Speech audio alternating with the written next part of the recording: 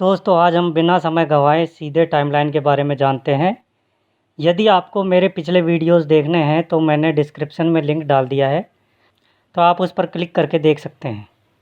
देखिए टाइमलाइन अभी आपको ब्लैंक दिख रही है, तो इस कंडीशन में हम इस पर वर्क या एडिटिंग नहीं कर सकते। तो अब क्या करें? करना ये है कि इस पर काम करने के लिए हमें एक सीक्वेंस की ज़रूरत होती है।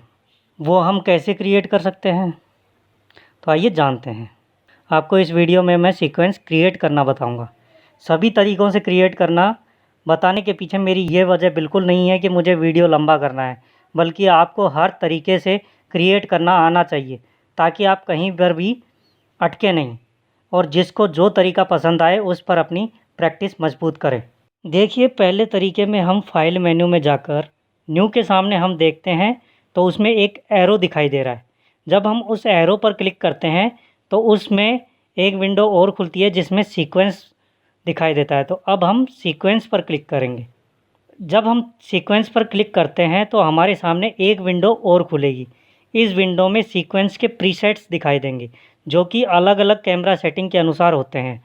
तो इसमें हम अपने कैमरा सेटिंग के अकॉर्डिंग फ़ाइल सेलेक्ट कर लेंगे या फिर फ्रेम साइज़ व फ्रेम रेट के अकॉर्डिंग सीक्वेंस सेटिंग सेलेक्ट कर लेंगे।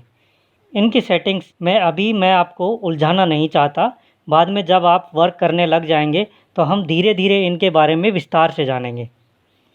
अब हम सीधे XD-CAM HD 422 के कैमरा की 1920 1080 फ्रेम साइज़ व 25 FPS फ्रेम रेट को सेलेक्ट कर लेते हैं।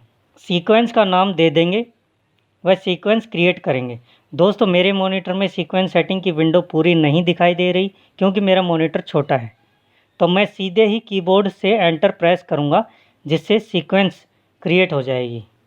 आप अब देख रहे हैं कि हमारी सीक्वेंस का शॉर्टकट प्रोजेक्ट विंडो में क्रिएट हो गया है। यदि हम चाहें तो अब भी सीक्वेंस का नाम चेंज कर सकते हैं।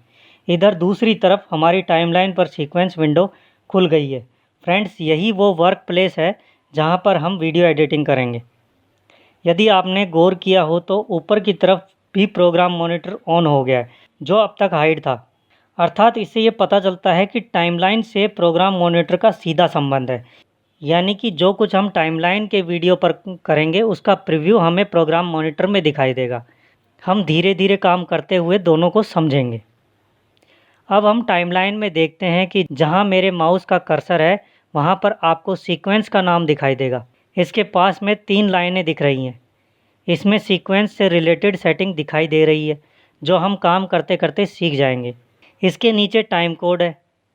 ये आपकी टाइमलाइन की फुटेज का टाइम बताता है, जिसमें राइट हैंड की तरफ सबसे पहले फ्रेम होते हैं, फिर सेकंड है, फिर मिनट्स एंड देन घंटे होते हैं। अगर हम इस टाइम कोड पर राइट क्लिक करेंगे तो हमें कुछ टेक्स्ट दिखाई देंगे। इनमें सबसे पहला 25 FPS टाइम कोड सेट है। देखिए दोस्तों ये हमारा बाय डिफ़ॉल्ट सेट आता है। अगर इसके अंदर हम दूसरा देखेंगे तो हमें फिट प्लस फ्रेम 16 mm, तीसरा फिट प्लस फ्रेम 35 mm और चौथा फ्रेम्स दिखाई देता है। इन चारों में से दूसरा और तीसरा फिल्म की एडिटिंग में काम आता है, जबकि हमें by default 25 FPS time code पर ही काम करना है। लेकिन मैं आपकी नॉलेज के लिए बता रहा हूँ कि इन्हें चेंज कैसे करते हैं। इसको चेंज करने का बहुत ही आसान तरीका है कि आप या तो माउस का राइट क्लिक करके चेंज कर लें या फिर कंट्रोल प्रेस करके माउस का लेफ़्ट बटन क्लिक करेंगे तो भी हम चेंज कर सकते हैं। अब हम टाइम कोड से नीचे चलते हैं। इसमें हम पहला चिन्ह देखते हैं, पहला बटन देखते हैं, insert and overwrite sequence as next और इंडिविजुअल क्लिप्स। इसके बारे में हम बाद में देखेंगे। दूसरा देखते हैं, ये है स्नैप बटन जो कि चुंबक की तरह काम करता है कर्सर पर। इसके बाद आता है लिंक्ड सिलेक्शन बटन, जिससे एक क्लिप की ऑडियो व वीडियो क्लिप को लिंक किया जाता है। इसके बाद आता है मार्कर बटन और फिर टाइमलाइन डिस्प्ले सेटिंग बटन, जो कि जैसे जैसे काम आएंगे हम उसे यूज़ में लेते रहेंगे। फिर हम नीचे की ओर देखते हैं तो हमें 2 तरह के ट्रैक दिखाई देते हैं। पहले V अर्थात वीडियो ट्रैक और दूसरे A यानी ऑडियो ट्रैक। अब यहाँ आप समझें कि जितने भी V ट्रैक्स हैं उनमें वो सभी तरह की चीज़ें रखते हैं जो हमें दिखाई देती है, जैसे video clips, graphics, VFX, video transitions, titles, etcetera etcetera. Video और ऑडियो ट्रैक में ये लॉक दिख रहा है, इससे ट्रैक लॉक या अनलॉक होता है। इसके बाद ये जो आपको V1, V2, V3 ट्रैक दिख रहे हैं, इस पर माउस से सिंपल क्लिक करने से ये सेलेक्ट या डीसेलेक्ट होंगे। फिर हम देखते हैं आई बटन। दोस्तों, जो काम हमारी आँख करती है यानी देखने का, वही काम यहाँ आई बटन का होता है, ट्रैक की वीडियो क्लिप को देखने का। अच्छा, एक और बात यहाँ ध्यान दे रखने वाली है कि दोस्तों, इन ट्रैक्स में जो क्लिप हमें पहले दिखाई देती है उसे ऊपर के ट्रैक में रखना है, तथा जो क्लिप हमें बाद में दिखाई देती है उसे नीचे के ट्रैक में रखना है। इसी तरह से हमारे ऑडियो ट्रैक हैं जिसमें भी लॉक, म्यूट, सोलो ट्रैक हैं, तो आगे के वीडियोज़ में हम उनके यूज़ भी देखेंगे। अब हम देखते हैं कि एक लंबी सी लाइन हमारे ट्रैक पर चलती रहती है, जिसे कर्सर बोला जाता है। इसका मुख्य काम है हर फ्रेम को स्कैन करना और प्रोग्राम मॉनिटर में दिखाना। टाइमलाइन को छोटा या बड़ा कर सकते हैं, जिसके शॉर्टकट्स हैं प्लस या माइनस।